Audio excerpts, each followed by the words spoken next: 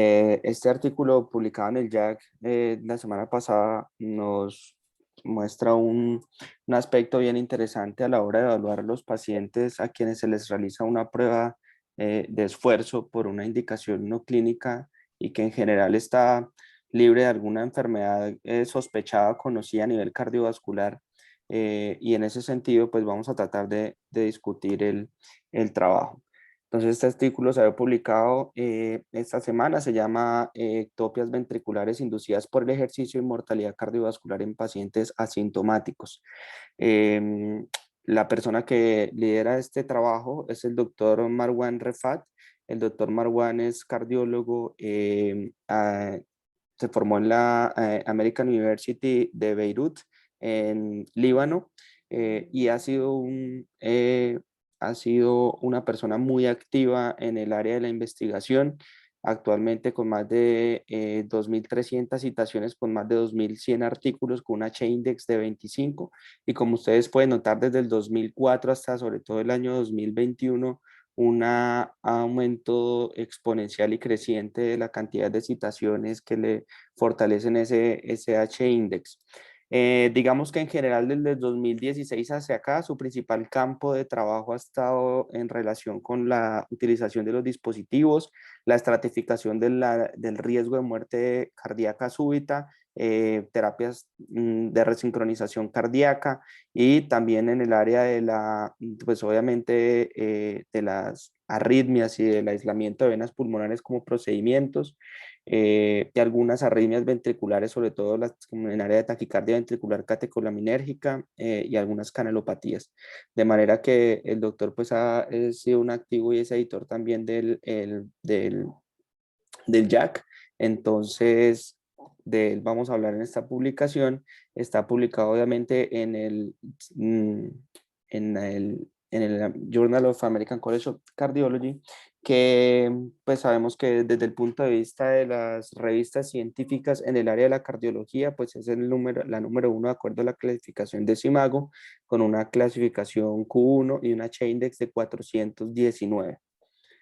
Esta es más o menos digamos, la tasa de producción científica y la tasa de publicaciones, tanto de documentos citados y la proporción de colaboración internacional que cada vez también es más creciente en esta revista y que le permite estar precisamente en este nivel de clasificación.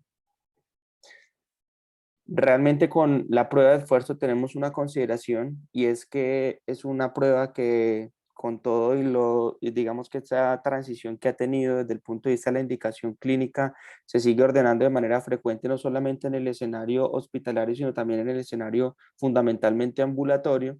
Eh, y hay algunas variables de esas pruebas de ejercicio que ya están claramente relacionadas con unos desenlaces del punto de vista clínico, como lo son la clase funcional o duración del ejercicio, los cambios del segmento ST y algunas otras variables adicionales como la recuperación de la frecuencia cardíaca y la presentación, digamos que la reproducción de algún síntoma cardiovascular durante la prueba, en general para pacientes que ya tienen una indicación cardiovascular clara.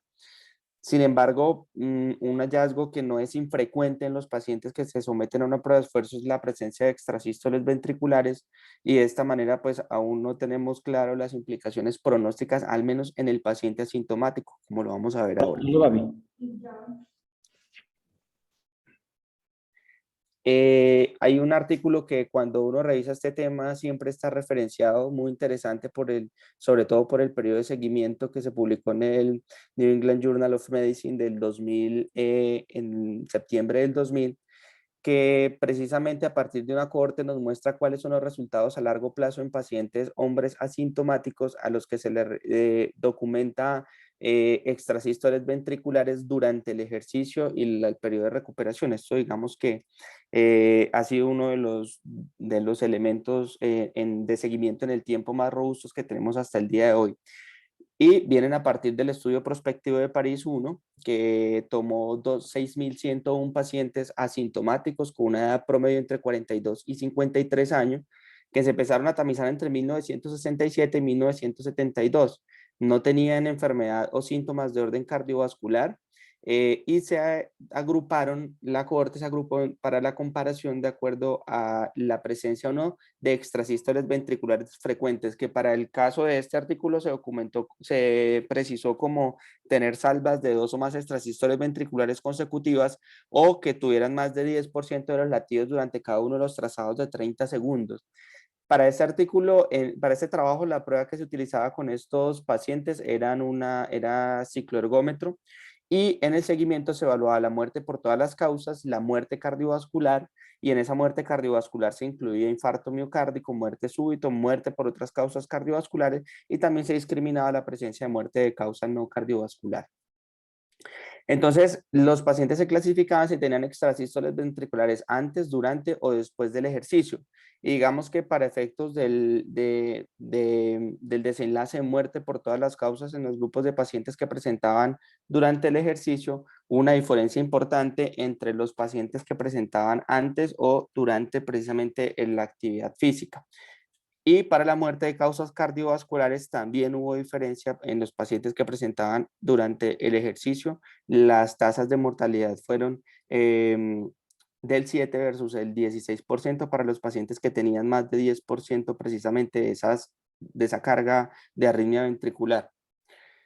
Y cuando digamos que dándole valor a lo que hasta ese momento se tenía dentro de la utilidad de la prueba de esfuerzo, se agruparon los pacientes en si tenían cambios de isquemia y asociados o no las ectopias ventriculares frecuentes. Entonces, digamos que en esencia lo que tratábamos de identificar era si obviamente tener pacientes con cambios de isquemia y adicionalmente las ectopias ventriculares pues tenían un riesgo de desenlaces cardiovasculares adversos mayor, pero precisamente en esos pacientes que no tenían isquemia, pero tenían ectopias ventriculares, tratar de determinar cuál era la diferencia con relación a los desenlaces cardiovasculares, y se pudo notar que esos pacientes tenían mayores tasas de mortalidad por todas las causas y muerte de causa cardiovascular, precisamente en el seguimiento, independientemente de la presencia o no de cambios isquémicos. Y de manera interesante, lo que ustedes pueden ver es que esa presencia de ectopias ventriculares durante la actividad física tenía un impacto sobre la muerte de causas cardiovasculares casi equiparable a tener cambios desde el punto de vista electrocardiográfico consistentes con isquemia, de manera que acá pues empezamos a notar que a largo plazo la presencia de estas arritmias, de estas extrasístoles ventriculares tenían una implicación pronóstica. Fíjense ustedes el tiempo de seguimiento, más o menos 23 años de seguimiento de esa corte.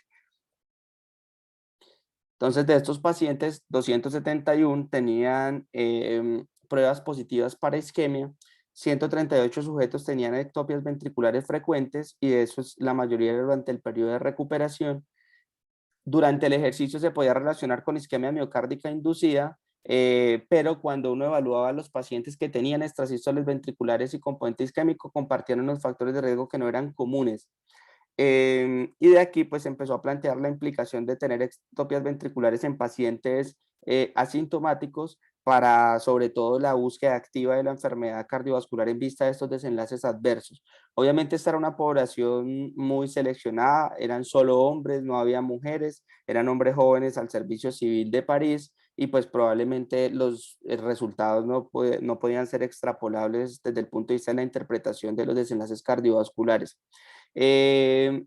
Y pues esto es quizá lo más importante, que en general el riesgo de las ectopias durante el ejercicio era equiparable a tener un resultado positivo para isquemia en la misma prueba. Posteriormente hay otro estudio que se sale publicado en el JACC también en el año 2013 a partir del estudio de envejecimiento longitudinal de Baltimore, en el que precisamente se evalúan los desenlaces de este tipo de pacientes también con relación a la presencia o no de ectopias ventriculares.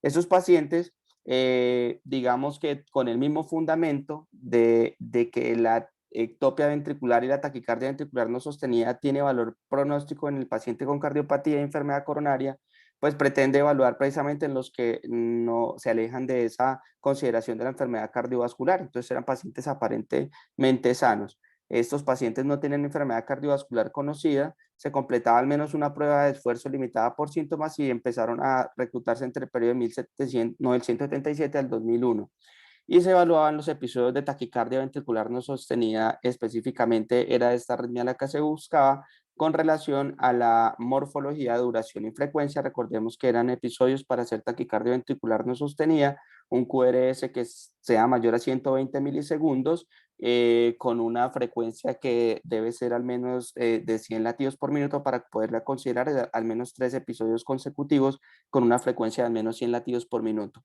Sus pacientes se les hacía seguimiento clínico cada 2 años y lo que se trataba de precisar era la prevalencia, los predictores y el valor pronóstico de estos episodios de taquicardia ventricular no sostenida en esa corte de sujetos sanos.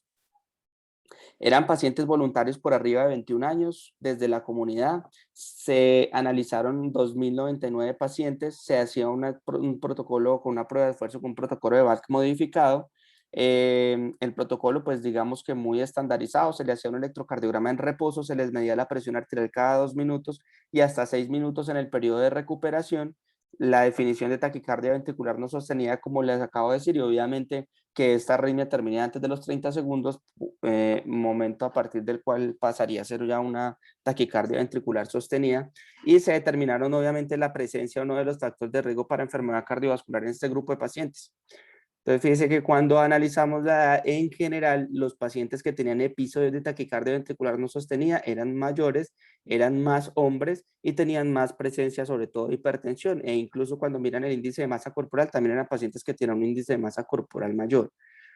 Las diferencias con relación a la edad eran más acentuadas en los hombres, es decir, era más probable que los hombres a mayor edad tuvieran más episodios de taquicardia ventricular no sostenido y era una diferencia que era mucho menos acentuada en las mujeres, cosa que tratan de explicar al final con algo que les voy a mencionar. Y las características con relación a la prueba de esfuerzo, fijémonos que en general esos pacientes tenían un valor de presión arterial y frecuencia cardíaca máxima predicha que en general era menor que en los pacientes que no presentaban taquicardia ventricular no sostenida. La duración también del ejercicio en minutos era menor y era más probable que tuvieran, digamos, cambios isquémicos del segmento ST con un doble de posibilidad. Y eso es algo que ellos hacen inicialmente como solamente tomando el desenlace, la probabilidad de, digamos, la supervivencia de estos pacientes en el seguimiento cuando se toman los datos de manera entera. Entonces vamos a ver que los pacientes que presentaban episodios de taquicardia ventricular no sostenida, en la curva, en el análisis del log-rank test para las curvas de supervivencia, mostraba que esos pacientes tenían una diferencia significativa con la probabilidad de supervivencia. Sin embargo, cuando lo ajustamos precisamente por esos factores de riesgo, edad y género, como ya los mencioné, a largo plazo el desenlace desde el punto de vista de la muerte en estos pacientes no era diferente. Es decir, que para la muerte por todas las causas en este grupo de pacientes no tenía mayor diferencia y la medida de seguimiento fue de 13 años. Entonces, cuando uno hace el análisis de los predictores, pues obviamente acá el hecho de ser hombre, tener hipertensión, diabetes, menos duración del ejercicio, como ya está demostrado, se constituía en un factor de riesgo, pero tener taquicardia ventricular no sostenida en esos pacientes no era no tenía un valor estadísticamente significativo en el diferencial. Entonces, ¿qué tenemos? Que en los estudios previos de esta corte fueron consistentes, ya había una corte previa de precisamente ese registro de París. La taquicardia ventricular no sostenida no se asociaba, perdón, de Baltimore, no se asociaba con diferencia en las tasas de mortalidad en el seguimiento en los pacientes que no tienen enfermedad cardiovascular y los cambios se relacionaban fundamentalmente con edad y género. Estos eran los mayores predictores de aparición de taquicardia ventricular no sostenida en este grupo de pacientes. El estudio no discriminaba las causas de mortalidad y solamente se limitaba a mortalidad total. Y tal vez el promedio de estas taquicardias eran solo de 3 a 5 latidos, de manera que uno no puede saber si las salvas mayores en este estudio podían representar de manera consistente un factor de riesgo a largo plazo.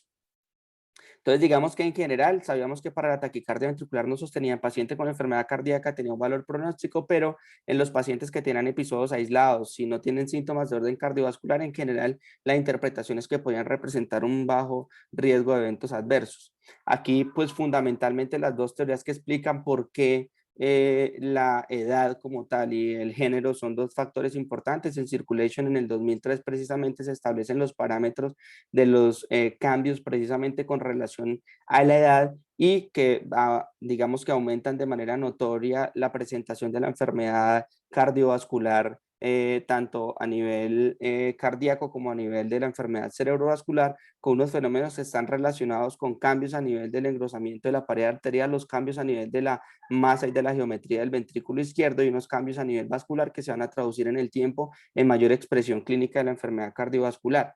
Y otra cosa bien interesante es ver cómo las mujeres y los hombres tienen un proceso de envejecimiento a nivel del músculo cardíaco que difiere de manera importante, y el doctor Olivetti ha escrito dos artículos muy bonitos al respecto. Este está publicado en octubre de 1995 con 106 corazones, 53 de hombres, 53 de mujeres, que se extraían de autopsias de pacientes que habían tenido muertes traumáticas o en general que no se sumía que tuvieran una enfermedad cardiovascular, y muestran dos cosas importantes, y es primero que la pérdida de la masa del ventrículo izquierdo, pérdida de masa ventricular a nivel tanto del corazón izquierdo como el derecho, era más acentuada que en las mujeres cuando se hacía el análisis histológico, y que la respuesta reactiva de hipertrofia en este músculo era también mayor en los hombres, de manera que pudiera explicar el sustrato para que se presentaran de manera más frecuente la arritmia ventricular de tipo taquicardia ventricular no sostenida. Y finalmente, uno de los estudios que nos da un poco la base del estudio actualmente publicado en el JACC, que es la ectopia después del ejercicio como predictor de muerte, publicado en el New England en el 2003, que es precisamente la teoría de que cuando las ectopias se asocian durante el ejercicio, pues vamos a ver que la asociación con los desenlaces es ambigua, pero sabemos que la reactivación parasimpática en el postejercicio es fundamental, de ahí que hay variables con importancia pronóstica como la recuperación de la frecuencia cardíaca, que están claramente establecidas como factores pronósticos. En el postejercicio, entonces, una extrasístole puede reflejar una falta de reactivación vagal, y el objetivo de este estudio fue probar la hipótesis precisamente del cambio con relación al pronóstico en estos pacientes. Entonces eran pacientes que se remetían a prueba de esfuerzo entre el 90 y el 99 en Cleveland Clinic. Eran pacientes que tenían más de 30 años, no tenían insuficiencia cardíaca, enfermedad valvular, marcapasos, arritmias o enfermedad cardiovascular como tal. Se clasificaban las extrasístoles ventriculares frecuentes si eran 7 o más por minuto en cualquier etapa de la prueba, o si tenían salvas con bigeminismo, trigeminismo ventricular, dupletas o episodios de taquicardia ventricular no sostenida o sostenida. Se clasificaba de acuerdo al desenlace de muerte por todas las causas, y se clasificaba finalmente en 4 grupos de acuerdo a la presencia o no de extrasístoles frecuentes durante el ejercicio y los 3 minutos en la fase inicial de recuperación. En general, 29.244 pacientes, con 945 que presentaron extrasístoles durante el ejercicio y 589 de esos solamente durante el ejercicio, y 491 pacientes tanto en el ejercicio como en la recuperación, con una media de seguimiento de 5 años. Los que ustedes pueden ver acá son los predictores y las características basales de los pacientes que se presentaban con ectopias ventriculares. Eran con mayor frecuencia hombres, eran de edad generalmente más avanzada y mayor grado de hipertensión, y obviamente con la presencia de factores de riesgo conocidos y hallazgos anormales a nivel del electrocardiograma, pues había una diferencia significativa en los pacientes que se presentaban con ectopias ventriculares.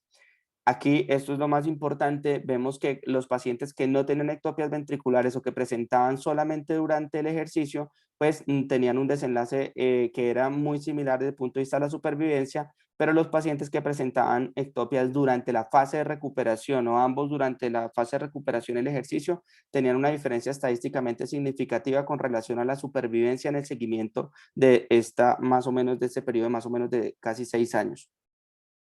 Cuando se analizaba precisamente en una en un análisis de proporción, se mostró que el hazard radio precisamente para supervivencia, para mortalidad era de 1.5, siendo un intervalo de confianza entre 1.1 y 1.9 para el paciente que tenía ectopias ventriculares durante el periodo de recuperación.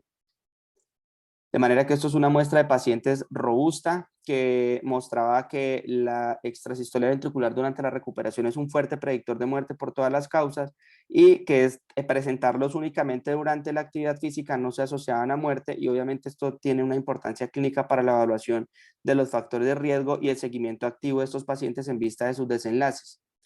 Estas eran las generalidades entonces de nuestro estudio. Pacientes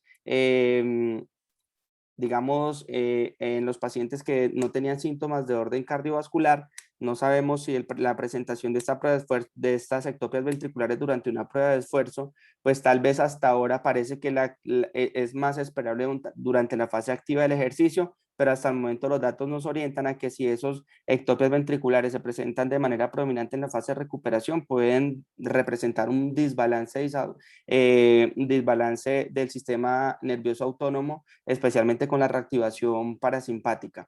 Para esto tomamos los pacientes que tenían ectopias ventriculares de alto grado. Recordemos que la clasificación de ectopias ventriculares de alto grado se basa en el número precisamente de latidos que presentan los pacientes y sabemos que hasta el 1, 0,1 es no tener ectopias ventriculares o tenerlas de manera aislada y por arriba de 2 ya tenemos ectopias, digamos, significativas que son frecuentes más de 1 por minuto, más de 30 por hora, que tengan morfologías distintas o que se presenten en salvas, en dupletas o que tengan tripletas o episodios de taquicardia ventricular no sostenida y que tengan fenómenos de RNT, que son las características de riesgo de una ectopia ventricular. El objetivo era investigar si la presencia de estas ectopias ventriculares de alto grado durante la prueba de esfuerzo predecía la mortalidad en pacientes que estaban libres de síntomas cardiovasculares. Estos pacientes se tomaban a partir de una cohorte que es el estudio de prevalencia e investigación en lípidos de Norteamérica con más de 10 localizaciones geográficas y de diverso nivel socioeconómico y eran 3 categorías poblacionales, eran algunos empleados, otras personas que vivían en sus casas y padres de niños en edad escolar. Se hacía una primera visita entre el 72 y el 76 en el que se tomaba como screening estos pacientes y en la segunda visita se garantizaba que el paciente tuviera continuidad en el seguimiento, se hacía una exploración física, una entrevista, una historia clínica, se hacían unas pruebas de química sanguínea y se realizaba para ese momento una prueba de esfuerzo que se realizaba con un protocolo de Bruce o Bruce modificado. Solamente si el paciente tenía hipotensión o hipertensión severa o tenía una enfermedad cardiovascular documentada significativa o que en reposo tuviera una extrasístole ventricular con un fenómeno de RNT que representara un riesgo para el paciente durante la prueba de esfuerzo o tenía una TB en reposo, pues obviamente no se realizaba la prueba en estos pacientes. Se excluían a los pacientes que tuvieran historia de angina, claudicación, hipertrofia ventricular, historia de infarto, ACV o cirugía cardíaca, o si estaban bajo el consumo de medicamentos antiarrítmicos. Pacientes eran mayores de 20 y menores de 80 años, tenían que garantizar seguimiento y tenían que tener obviamente un registro adecuado del electrocardiograma durante la prueba de esfuerzo. En total, fueron 5.486 pacientes de esta cohorte. El seguimiento se hacía hasta la muerte o hasta 31 de diciembre de 1995 con un resultado primario que era la muerte cardiovascular. O sea, digamos que tenía la aprobación ética necesaria para llevarse a cabo y con relación a la prueba de esfuerzo se evaluaba la presión arterial en reposo al final de cada etapa, cada 2, 4, 6 minutos en el post ejercicio y se terminaba cuando se alcanzaba más del 90% de la frecuencia máxima o el paciente tenía una respuesta de hipotensión o arritmia significativa o isquemia o no podía terminar básicamente la prueba. La interpretación del electrocardiograma se hacía de manera duplicada, se hacía por un observador y de manera simultánea por otro investigador. Los parámetros de la prueba de esfuerzo que se evaluaban era la presencia de ectopias ventriculares, complejos más de 120 milisegundos que no se precedían al menos en los últimos 120 milisegundos por una onda P, y las frecuencias, digamos las ectopias ventriculares de alto grado se clasificaban si eran más de 10 por minuto, de varias morfologías, que se presentaban en salvas, incluyendo episodios de TB o que tuvieran fenómenos de RNT como lo acabo de mencionar. Y obviamente se evaluaban todos los parámetros clínicos establecidos de riesgo como la hipertensión, diabetes, dislipidemia, tener historia familiar de enfermedad coronaria y tabaquismo. Se comparaban digamos, los resultados entre los grupos, entre las características basales y los pacientes que tenían prueba de esfuerzo con o sin ectopias ventricular. La comparación, obviamente, de las variables continuas se hacía con una herramienta que era la T-Student o para las variables categóricas se utilizaba chi cuadrado, test exacto de Fischer. La asociación de muerte todas las causas y muerte cardiovascular con ectopias ventriculares se hacía con curvas de probabilidad acumulada y se ajustaban por edad y género y se hacía análisis de supervivencia con modelos Cox para cada uno de los desenlaces. Los modelos ajustados se hacían por variables clínicas y también de las pruebas de esfuerzo que eran consideradas riesgo establecido para eventos cardiovasculares. se ajustaba por la presencia de diabetes y enfermedad coronaria de manera temprana, definida como la presencia de familiares de primer grado que tuvieron enfermedad coronaria antes de los 60 años. Se analizaba con este software y se analizaron los distintos grupos en un análisis preespecificado por subgrupos para las diferencias en género, diabetes mellitus, hipertensión y dislipidemia. Y otra herramienta que se tomó fue a tratar de evaluar con los índices C de Harrer o el índice de reclasificación neto y también con el índice de discriminación integrada para saber si cuando yo establecía los factores de riesgo de estos desenlaces, si adicionar o no las ectopias ventriculares le confería una mejoría en la predicción de eventos cardiovasculares a estos pacientes. Estos fueron los resultados, como ustedes lo pueden notar, eran 5.486 pacientes asintomáticos en promedio de 45 años y 42% eran mujeres, la mitad tenía dislipidemia. De estos, el 15% tuvo mortalidad por todas las causas y un tercio de esas muertes se ocurrieron como causa cardiovascular. Esa es la distribución de las extrasístoles ventriculares de alto grado que se presentaron con mayor proporción en ese grupo de pacientes durante la recuperación. Y los pacientes que tenían extrasístoles de alto grado eran pacientes que tenían mayor edad, tenían más presencia de diabetes y sobre todo también de hipertensión arterial, es decir, que tenían más factores de riesgo cardiovascular asociados. Cuando analizamos de manera distinta si se presentaban las ectopias ventriculares durante el ejercicio o en el periodo de recuperación con relación a la incidencia acumulada de la muerte por todas las causas, vemos que cuando se presentan con la prueba de esfuerzo, las curvas tienden a ser muy, digamos, a no separarse de manera importante y cuando se evalúa la muerte por todas las causas, a pesar de que no es significativo, hay una tendencia a que en el periodo de recuperación se asocia con una mayor mortalidad precisamente por todas las causas, como lo ven en la gráfica de la izquierda en el periodo de seguimiento para estos pacientes. Y esto es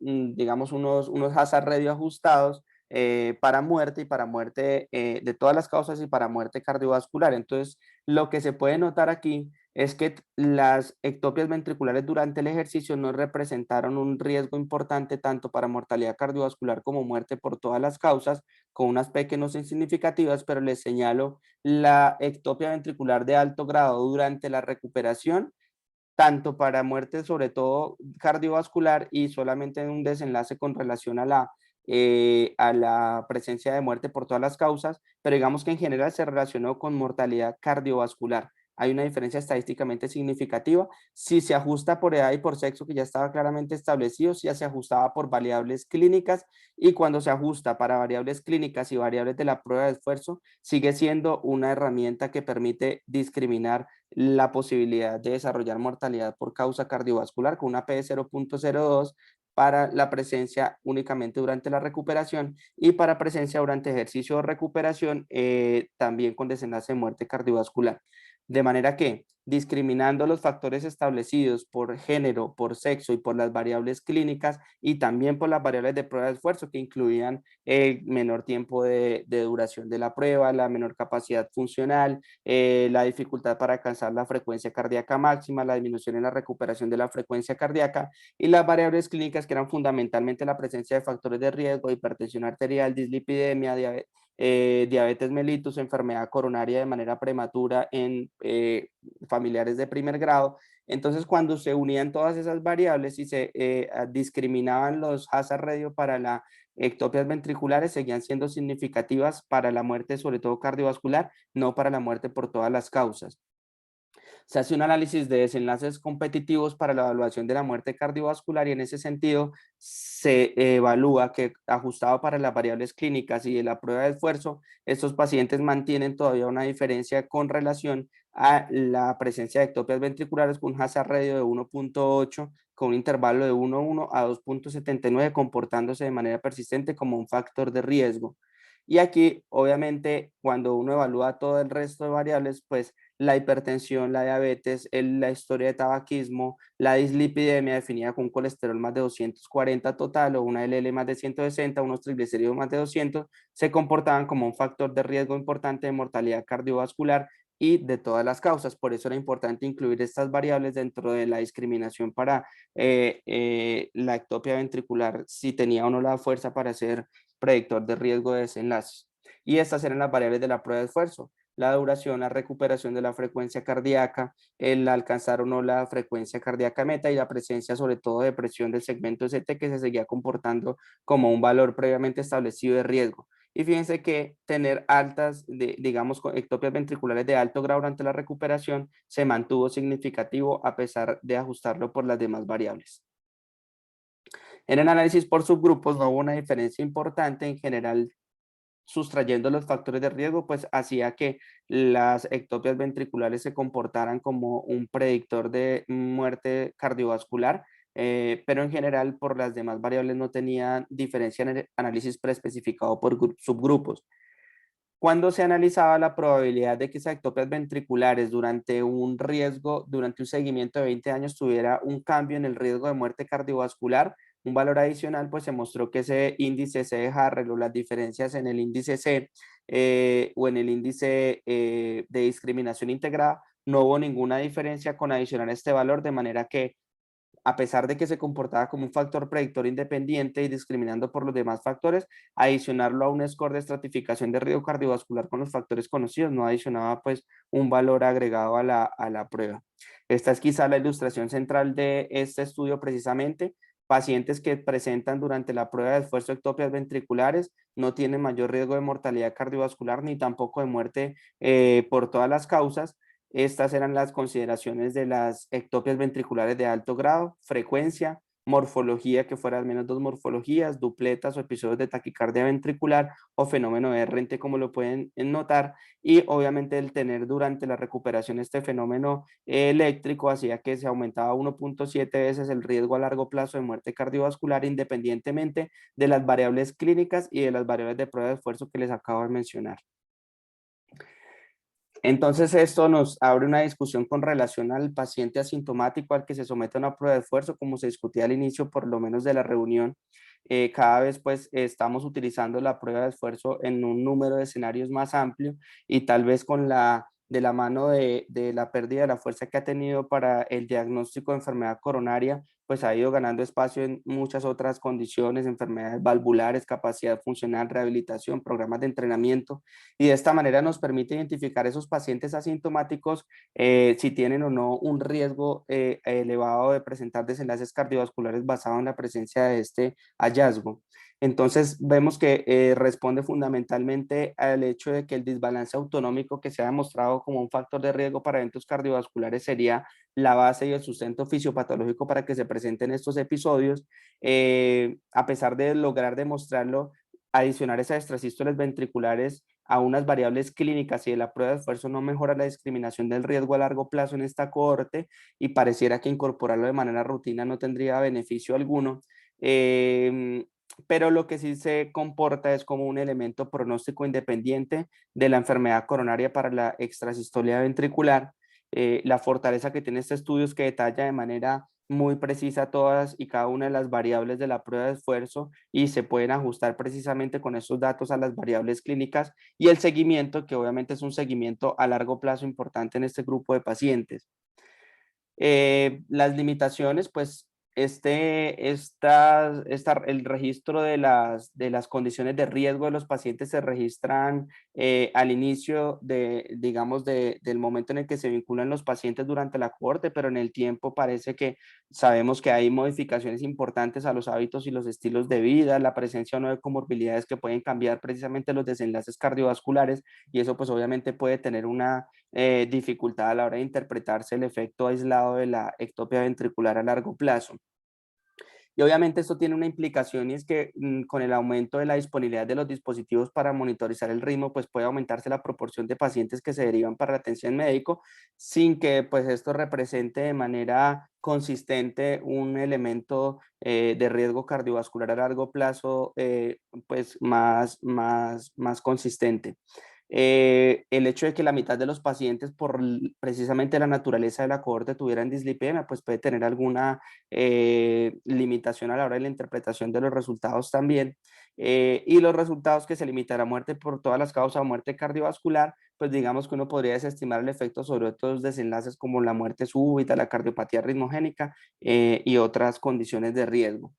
En general, entonces, solo las pacientes con extrasístoles ventriculares de alto riesgo durante el periodo de recuperación de una prueba de esfuerzo y no durante el ejercicio se asociaron de manera independiente con mortalidad cardiovascular en pacientes asintomáticos, y la presencia de extrasístoles ventriculares durante el periodo de recuperación puede ser independiente de la enfermedad coronaria, como lo notaron ustedes incluso en el primer artículo, que tiene un comportamiento pronóstico similar, pero tiene unos factores de riesgo que son diferentes y el perfil de paciente es diferente, y puede estar potencialmente relacionado solamente con una reactivación vagal insuficiente después del ejercicio. Muchas gracias. Freddy, muchísimas gracias por tu presentación. Se abre la discusión. Tenemos hoy el orgullo y el placer de tener con nosotros al doctor Carlos Arturo Gómez. Doctor Carlos Arturo, bienvenido. Qué tan especial acompañar a nuestro fellow en esta presentación. Tienes el micrófono disponible si en un determinado momento quieres hacer algún comentario ahora o más adelante. Adelante, Calillos. Muchas gracias, profesor. Un saludo a todos los que están reunidos. Muchas gracias por la invitación. Excelente presentación. Quisiera escuchar primero los comentarios que hacen y al final, si puedo aportar algo, lo haré con mucho gusto. Muchas gracias. Carlos, muchísimas gracias. Bueno, preguntas de parte de quienes están asistiendo, algún comentario. Yo de pronto tengo algunas preguntas para ti, John Freddy, y vamos a mirar si hace falta que Carlos nos lo complemente. Hacemos una prueba de esfuerzo en un muchacho que le piden una prueba para obtener un ingreso a la policía, por ejemplo, como lo hace Domingo Caraballo, y se ve en la recuperación un aumento del automatismo ventricular. ¿Qué se hace con ese muchacho? Sí, estoy seguro que va a ser clave la respuesta de poder controlar los demás factores de riesgo cardiovascular y de otras enfermedades. O sea, una persona que cambie sus hábitos alimenticios, haga ejercicio regularmente, pero entonces ese paciente debe tener algún estudio en especial, hay que hacerle un holter, habría que hacer alguna ecocardiografía, habría que hacer alguna evaluación adicionalmente, o simplemente conocer ese aspecto y reforzar hábitos saludables. ¿Qué piensas, John Freddy? Profe, sí, muy interesante, porque seguramente eso es a lo que nos lleva a abrirnos un poquito con este grupo de pacientes. Es un paciente que usted describe sin factores de riesgo cardiovascular y solamente tiene de manera aislada unas ectopias ventriculares en el periodo de recuperación. Profe, la discusión e incluso la editorial que trae este ya, que también es muy interesante porque trata de recoger un poco todo lo que se ha hecho alrededor de la evidencia con este aumento del automatismo ventricular en las diferentes cortes, muestra lo mismo. Probablemente esto no tiene en el momento, o no justificaría hacer una evaluación cardiovascular completa desde el punto de vista de la estructuralidad cardíaca, la funcionalidad, de las pruebas como los Holter, pero uno lo primero que tendría que hacer con ese paciente es ver de manera juiciosa qué otras cosas o qué factores de riesgo tal vez hemos pasado por alto. Entonces hay que indagar muy bien la historia familiar o no conocida de enfermedad coronaria, la presencia o no en el mismo paciente de algún factor de riesgo cardiovascular que sea modificable, y probablemente ese paciente lo que necesita es un seguimiento. Seguramente si la prueba de esfuerzo con ese objetivo, porque se hizo para que el paciente ingrese a un programa o a un, por ejemplo, en ese caso para el entrenamiento en la policía, por ejemplo, pues las otras variables seguramente por consistencia y por contundencia con lo que sabemos tienen mucho más peso, como la clase funcional, la respuesta cronotrópica y la respuesta de la presión arterial frente a la actividad física, la presencia o no de síntomas, y seguramente esto es lo que va a comandar en la interpretación inicialmente de la prueba, y esto a mi juicio quedaría como una observación que habría que hacer al final de la prueba, que nos permita ser más activos frente a la vigilancia y al seguimiento de un paciente que ya sabemos que al menos en las cortes se está mostrando que tiene algún grado de desbalance autonómico y que podría representar un factor de riesgo. Pero me parece que tal vez con lo que tenemos, pues simplemente sería que el clínico hiciera un ejercicio un seguimiento más estrecho a este paciente y que tratara de perfilarlo desde el punto de vista del riesgo cardiovascular de una manera más completa. Esa sería mi interpretación, pues a partir de lo que hemos venido revisando en este tema. Muchas gracias, John. Domingo, adelante, tienes la palabra. Buenas noches. John, primeramente mis felicitaciones. Una excelente presentación. Me encantó.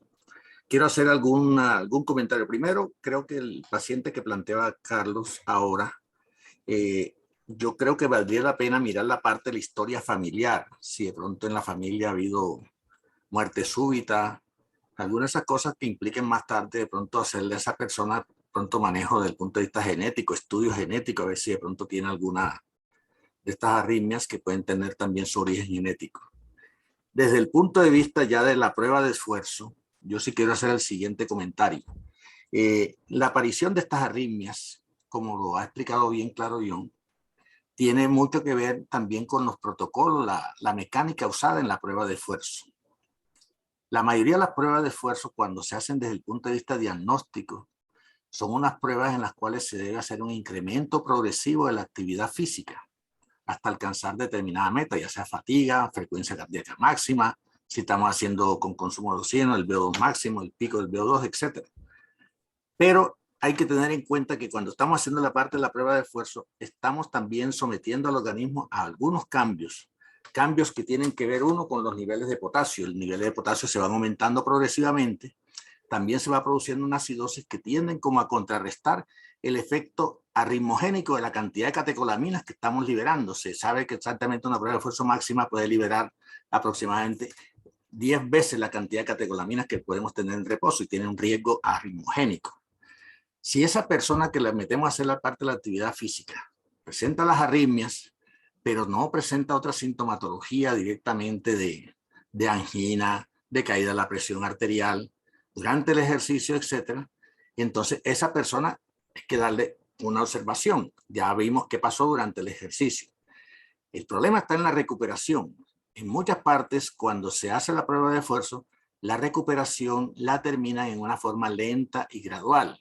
Van terminando, llegan a la parte máxima del paciente y disminuyen gradualmente el paciente, la velocidad, la inclinación, dejan al paciente cierto tiempo caminando, 1 o 2 minutos caminando, algunas veces lo sientan en la silla, etcétera, y le quitan todo eso.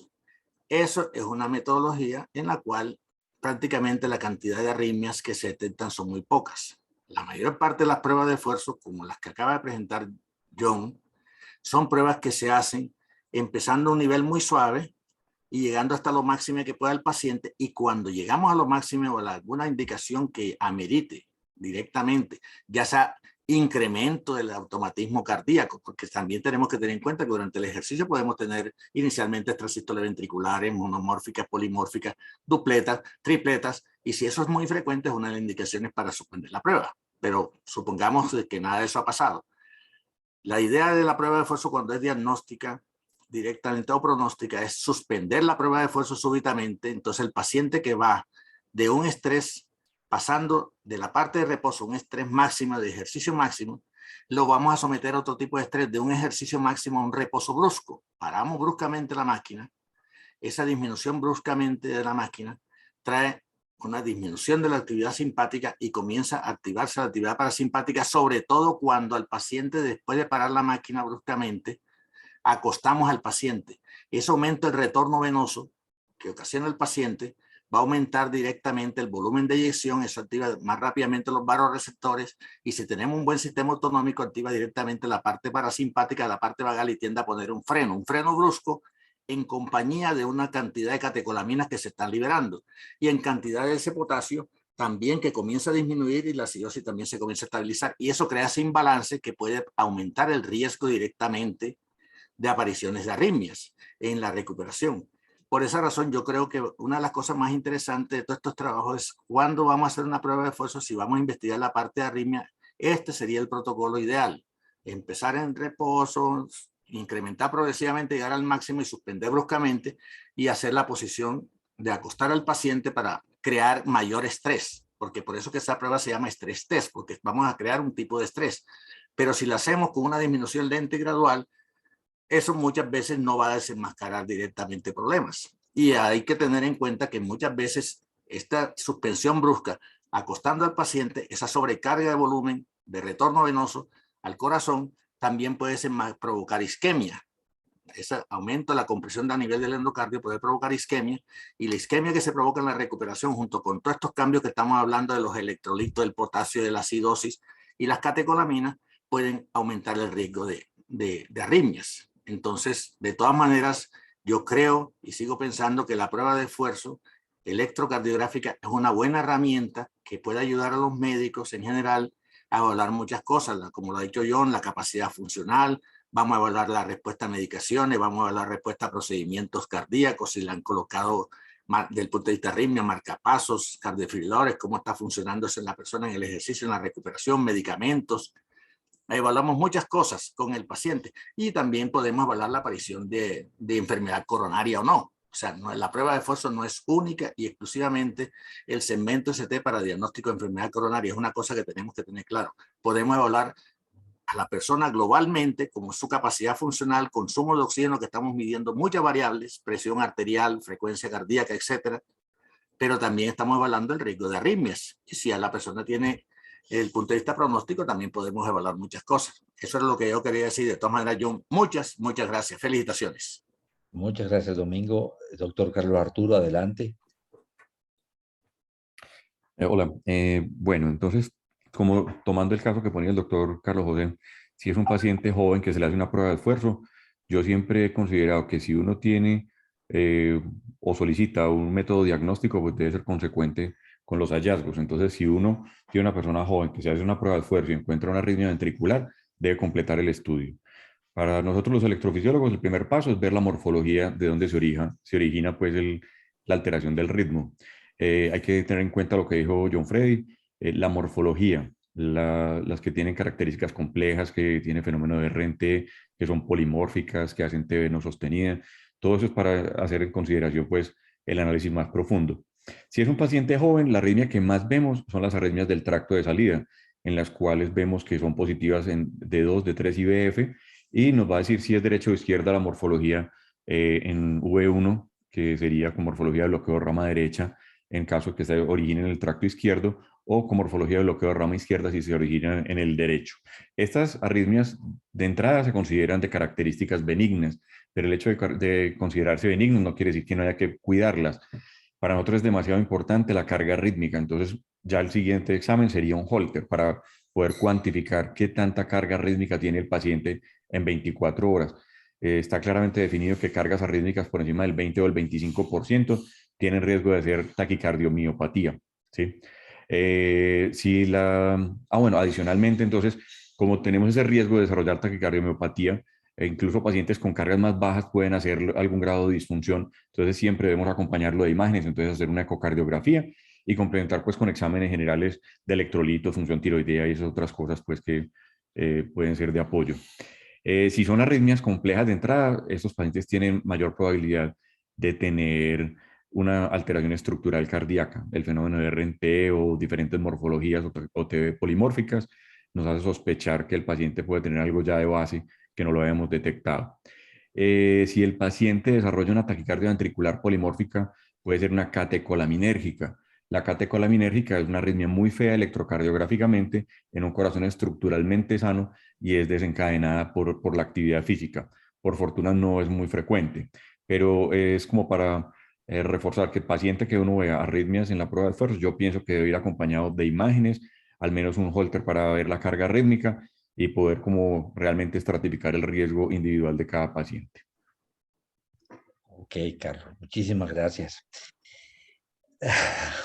John, tienes que discutir eso con el doctor Carlos Arturo. No coincide tu propuesta. ¿Qué piensas ahora? No, sí, profe, claro, es muy importante, sobre todo lo que dice el profe, porque no es lo mismo tener una ectopia ventricular monomórfica aislada a tener estas características que incluso a lo largo del tiempo, si uno revisa esas cortes, todas han sido diferentes en la forma como definen, por ejemplo, que incluso yo se lo presentaba al doctor el primer día de rotación, el doctor, cuando se define una ectopias ventriculares frecuentes. Entonces trata uno como de unificar un criterio a partir de la divergencia que hay en diferentes grupos que la definen de una u otra forma. E incluso lo que dice el doctor Domingo es muy importante porque los protocolos todos fueron diferentes. No es lo mismo un protocolo de Bruce, un protocolo con cicloergómetro. Entonces digamos que esa divergencia en las definiciones, por ejemplo, hace que trate uno de orientar es como hacia el factor que representa en este caso un riesgo mayor, y seguramente en este caso pues el tener una extrahistolia ventricular definida como está en el artículo de manera ya frecuente en salvas o polimórfica, seguramente pues sí le da a uno más valor para tomar la decisión de hacer un estudio adicional. Perfecto. Yo, aprovechándote, doctor Carlos Arturo, pongamos los dos escenarios. Como decíamos, una de las cosas que encontramos con frecuencia es que a una persona como un piloto cada 5 años le piden una prueba de esfuerzo como protocolo desde el punto de vista de medicina laboral. Lo mismo de pronto podía ser al conductor de un bus y esas pruebas que se solicitan para quienes anhelan entrar a la carrera militar son personas jóvenes. Se evalúa, es una persona que hace actividad física intensamente, sin ningún síntoma, no hay antecedentes familiares importantes como lo que comentaba Domingo, de muertes en personas jóvenes de su familia. Llega a 17 METs sin ningún síntoma y en la recuperación aparecen más o menos frecuentes extrasístoles ventriculares de 2 morfologías, 2 dupletas, y luego desaparece. Ese caballero va a llevar su informe para ingresar a la policía. Seguramente lo va a ver el colega que solicitó la prueba de esfuerzo. Entonces, ese caballero debe complementarse finalmente con ese escenario, porque el otro escenario sería el que encontró una persona, uno de 35 años, que le viene a consultar por palpitaciones, encuentra uno que tiene unas extrasístoles ventriculares, le hizo un Holter, tiene una carga rítmica del 1%, de pronto se ve un par de dupletas, ya uno le pidió una ecografía, es una ecografía normal, y le pide una prueba de esfuerzo, y en la prueba de esfuerzo desaparecen las extrasístoles durante el ejercicio y reaparecen con el ejercicio. Esos dos escenarios, Carlos, ¿cómo uno como clínico interviene a ese muchacho que va a ingresar a la policía y el otro muchacho de 35 años que lo está estudiando uno por arritmias? Sí, lo que decía ahorita, es la morfología la que le indica a uno pues que puede haber algo anormal en esos pacientes. Si son morfologías pues predominantes, o sea, del tracto de salida, casi todas desaparecen con la actividad física y eso le refuerza a uno la posibilidad de que sea de características benignas. El otro escenario es el piloto, por ejemplo, podría ser el caso como más relevante. Hay un piloto que incidentalmente le hace una prueba de esfuerzo y en el postejercicio empieza a hacer arritmias de 2 o 3 morfologías y fenómeno de Rente. Ese paciente con muchísima más razón hay que hacerle estudios. La pregunta es, bueno, si le encontramos una ecocardiografía normal o incluso le hacemos una resonancia y es normal, no le encontramos cicatrices ni nada que nos pueda hablar de que haya tenido una miocarditis en el pasado o algo, ¿qué tratamiento se le da? Ese paciente posiblemente, si le decimos que tiene mayor riesgo de mortalidad, tomando con base en este estudio, ¿será que lo hacemos retirar de su carrera? ¿O será que hay algún tratamiento que le pueda disminuir la mortalidad? Creo que eso no es claro, porque en estudios, por ejemplo, como el CAST, que después de una enfermedad coronaria, después de un infarto, les daban antiarrítmicos y los pacientes se morían más. Se suprimían las arritmias, pero los pacientes se morían más. Entonces, para nosotros, muchas veces el uso de un antiarrítmico es cosmético, porque realmente no estamos impactando en lo importante que es la mortalidad de los pacientes. Entonces, lo que vemos con más frecuencia es, por ejemplo, los muchachos que van para la policía les encuentran un Wolff Parkinson White y han sido asintomáticos, o sea, una preexcitación ventricular, porque no es el síndrome como tal, sino la preexcitación. A esos pacientes nosotros les recomendamos hacerle el estudio electrofisiológico con opción de ablación, porque es una intervención curativa. Entonces, ese paciente que tenía un riesgo de muerte súbita por una fibrilación auricular en un corazón estructuralmente sano, se lo podemos evitar haciéndole una ablación. Pero en el otro escenario, en que aparecen arritmias ventriculares en un corazón estructuralmente sano, ya uno queda con la duda de que realmente qué tan aplicable es este estudio, porque este estudio, lo decía también el editorial, faltan imágenes que lo soporten, entonces no había estudio concomitante con ecocardiografía ni con resonancia. Entonces yo pienso que el significado de esto, aunque es una población muy grande y es bien interesante el análisis que hacen de la prueba de esfuerzo, creo que a la luz del conocimiento actual en la cardiología con las imágenes, creo que se nos queda muy corto. Eso es Interesante. lo que yo Carlos, pienso. pensando en cosas para mejorar la regulación autonómica, de pensar incrementar el parasimpático, el que el paciente haga yoga, el que haga de pronto, se haga de pronto un bloqueo de ganglio estrellado, ¿qué habría ahí en la parte, o habría que estudiar un poco más profundamente el sistema autónomo, mirar bien el Holter, lo que es la variabilidad de la frecuencia cardíaca, que bueno, como hay cierta arritmia, se le pierde a uno un poco esa evaluación de la variabilidad? ¿Qué de pronto reflexión sería de cómo lograr balance del sistema autónomo o estudiar el sistema autónomo, pues? Pues yo pensaría que lo más importante es la actividad física rutinaria, ¿sí? Hacer ejercicio rutinariamente para mejorar el balance autonómico. Con respecto a intervenciones, pues como ablaciones y eso, yo no he leído nada que diga que se deben hacer para disminuir el riesgo de la mortalidad. Incluso la variabilidad de la frecuencia cardíaca es algo que yo siempre he discutido. Cuando un paciente tiene arritmias ventriculares, entonces ya pierde la utilidad de la variabilidad de la frecuencia cardíaca. Y cuando un paciente tiene la variabilidad de la frecuencia cardíaca disminuido en ausencia o con escasas arritmias ventriculares, se supone que tiene un aumento en el riesgo de la mortalidad, pero no hay ninguna intervención que nosotros podamos hacer que digamos, bueno, este paciente tiene una falla cardíaca con la variabilidad de la frecuencia cardíaca muy disminuida, póngale un desfibrilador. Los estudios están es con la función ventricular, no con la variabilidad de la frecuencia cardíaca. Entonces son cosas interesantes, pero no, que no tienen el peso como para uno intervenir a un paciente para cambiarle el curso de la enfermedad o del hallazgo que tuvimos, ¿sí? Yo no sabría hacer el análisis costo-beneficio, que era otra de las cosas que decían, por ejemplo, hacer una prueba de esfuerzo en pacientes asintomáticos. Creo que eso está muy cuestionado a la luz del conocimiento actual. No sé si uno pudiera decir pues que vamos a hacerle a todos los bachilleres del país pruebas de esfuerzo a ver si encontramos arritmias ventriculares para ver cuáles debemos insistirles en que tengan mayor actividad física o mayor control del perfil lipídico. Me parece bien complejo ese análisis. Por supuesto. Pero muchas gracias, Carlos Arturo. Doctor Domingo, la última intervención, Sí, que ya estamos cerca de yo le las hago, 8:30. le voy a hacer una pregunta al doctor Carlos Doma, aprovechando que está aquí. Le preguntaría a Carlos, ¿qué hace con un paciente, una persona que le lleva un informe a una prueba de esfuerzo, cuando aquí acaba John de mostrarnos que las arritmias durante el ejercicio no son tan significativas como en la recuperación? ¿Qué hace usted si a su consultorio llega un paciente con una prueba de esfuerzo y la mayor cantidad de las arritmias y la suspensión de la prueba de esfuerzo fue por un aumento del automatismo cardíaco inducido por ejercicio? O sea, estas sístoles polimórficas, dupletas, tripletas, en la parte del ejercicio. Fundamentalmente, ese es el informe que le va a llegar a usted directamente. Ese paciente, ¿cómo lo manejaríamos? Ahora, profesor Domingo, muy interesante la pregunta. Definitivamente, sí son arritmias en el posejercicio inmediato, que son polimórficas, hay que pensar que puede haber un sustrato ahí atrás. En este estudio, como les digo, no hay estudios de imágenes, pero yo creo que al conocimiento actual deberíamos acompañarlo siempre, al menos una ecocardiografía para ver si tiene función ventricular preservada o no.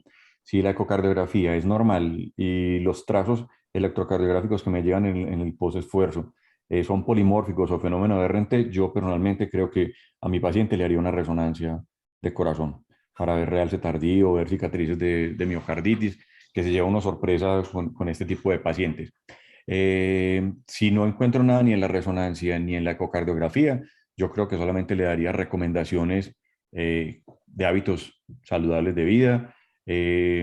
No sé si posiblemente agregarle un beta bloqueador podría ser de utilidad, pero creo que ante la duda se lo recomendaría. Ese sería como mi enfoque, uso O de sea, imágenes y llegar hasta la resonancia tal vez. Muchas gracias, Carlos Arturo. Bueno, John, no sé si tengas algún comentario final.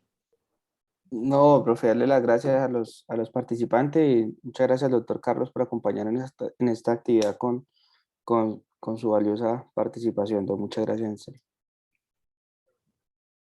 Bueno, Muchas gracias a ustedes por la nuevamente, invitación. no, Carlos Arturo, qué rico. Y de pronto te volvemos a hacer una ceñita uno de estos días que tengamos temas que sean de tu pasión también. Claro que sí, profesor, con el mayor gusto. Encantado de Muchas acompañarlo. gracias, estuvo muy buena la presentación.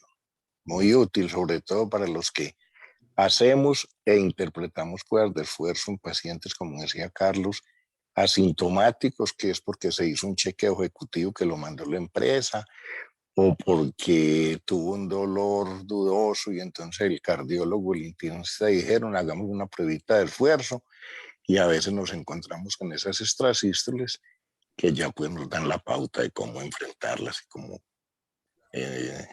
manejar esa situación. Muchas gracias. Gracias, Alfonso. Muchas gracias a ustedes también y gracias a John por la excelente presentación, al doctor Gómez, al doctor Mejía, a Carlos José, por toda esta participación. Muchas gracias. Doctor Feliz. Caraballo. Buenas Bueno, noches para todos, muchas gracias. Jóvenes, es el momento de desearles una feliz Navidad y que esta época sea de verdad de cuidarse, de disfrutar sanamente, y los esperamos a todos muy sanitos el próximo año.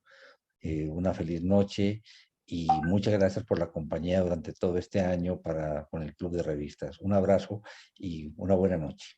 Feliz Navidad y feliz año para todos. Un Lo abrazo. mismo, feliz Gracias. Navidad, un abrazo. Cuídense mucho. Feliz Navidad, feliz Año Nuevo y nos vemos el próximo año. Haciendo Chao, Domingo. Hasta luego, Alfonso. Esperemos que el doctor Pablo Robles también se mejore. Dios quiera que así Claro sea. que sí.